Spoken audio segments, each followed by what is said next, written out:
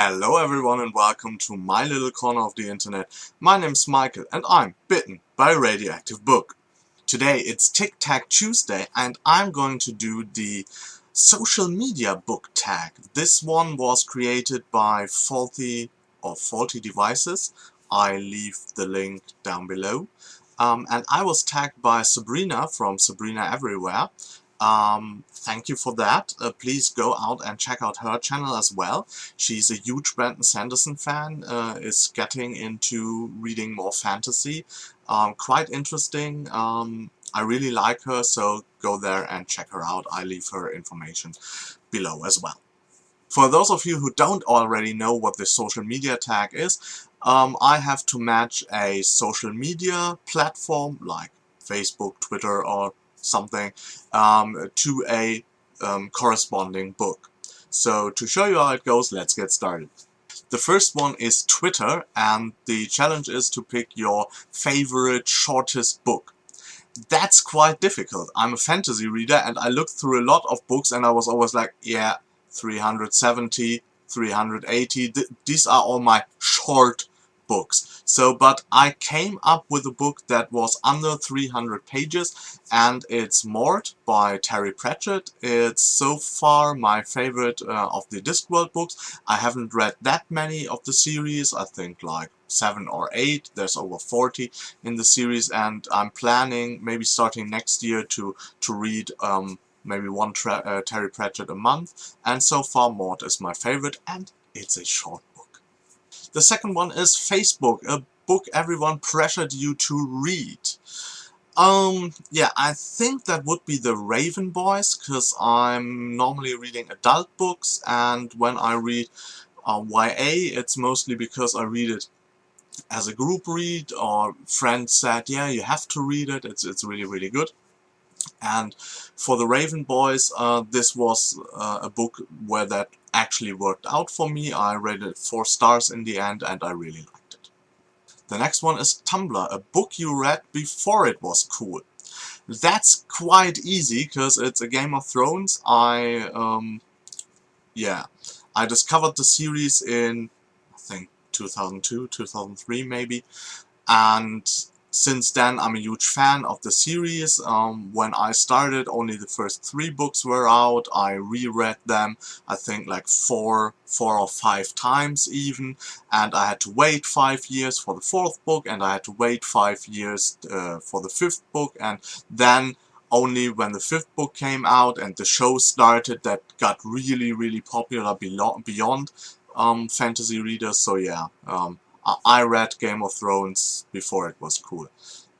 Now, when stuff on the show happens, I'm always like to my friends, you know, this is why I was so depressed in 2002, because that happened in the fall. Next one is Myspace, a book you don't remember if you liked or not. That's difficult. I have a very good memory. So for most of the book I have a feeling if I liked it or not, but I found one where I'm not quite sure. I rated it 3 stars on Goodreads, and that is my, for older books, this is my I don't really know what happened there rating, and it's Vampire of the Mist. Look at the beautiful pulpy old school cover. It's the first one in the Ravenloft saga, and Ravenloft is a setting for the role-playing games Dungeons & Dragons, which is basically like a darker gothic setting with like typical horror monsters like vampires, werewolves, and so on and so forth, ghosts, and these creatures meet the fantasy setting. And it was quite interesting setting-wise. I remember I liked the second one, Lord Zod, a lot, because Lord Zod is from the Dragonlance series, and this is kind of a crossover where he comes into this Ravenloft world. But I know I read the first one, and I have no idea if I liked it or not. Maybe I'm going to reread the Ravenloft books at some point. The next one is Instagram, a book that was so beautiful that you had to Instagram it. I'm not an Instagram person, and I'm not really a photo person. I'm more about experience or experiencing stuff myself and having it locked in my memory. And if it's not there, then it's maybe not was worth mentioning. And I'm not one of these modern people who click and photo every 5 seconds of what they're doing and posting it on the internet. So that was quite hard, but I just went for a cover I personally like aesthetically, and this is The Red Knight by Miles Cameron. This was my personal favorite book of the year 2013, and yeah, if you haven't read it and you're into epic fantasy with multiple point of views, please read it and look at that cover. What I really like, it's the UK version by Golang, and it has these very detailed figures of the knight and the wyvern, but it's also, yeah, very plain with the background and so. And I like this play of, yeah, being a bit plain and on the other hand are so detail oriented. Yeah, a cover I really enjoyed and I could look on for hours. The next one is YouTube, a book you wish would be turned into a movie. There are actually a lot of books that I'd like to see on the big screen, but for some of the more complex one it isn't really realistic, so I picked Retribution Falls by Chris Wooding. This is a steampunk adventures but set in a secondary world, so it's a fantasy. And it's very fast-paced, there's a lot of action in it, it's witty, it has a good banter, great characters, so I think that would make a wonderful summertime movie.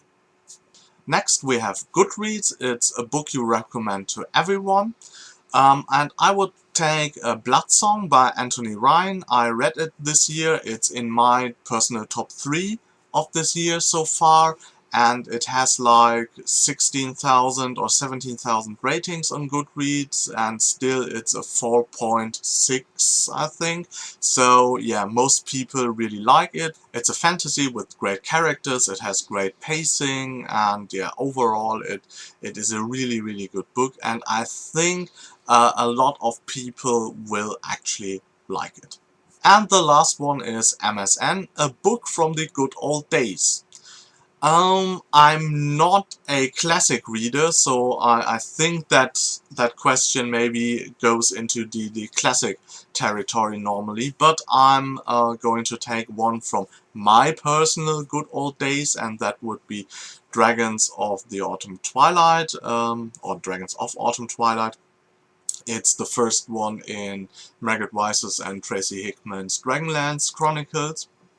And it's the book that brought me into fantasy as a teenager. It was the first fantasy I've ever read. And yeah, so thank you for writing this book, because it brought me into the genre that I still love more than 20 years later. So that was my take on the social media book tag. I'm tagging a few people as well. I'm tagging Samantha from Novels and Nonsense. I'm tagging Rebecca from Willpower with Words. I'm tagging Scott from Scott Reads. I'm going to tag Courtney from Book Escapism. And I'm going to tag Kylie from Kylie Coyote 10. That's it from me today. I hope you enjoyed this little tag video. If you did, please hit the like button. If you want to see more of me, please subscribe to my channel.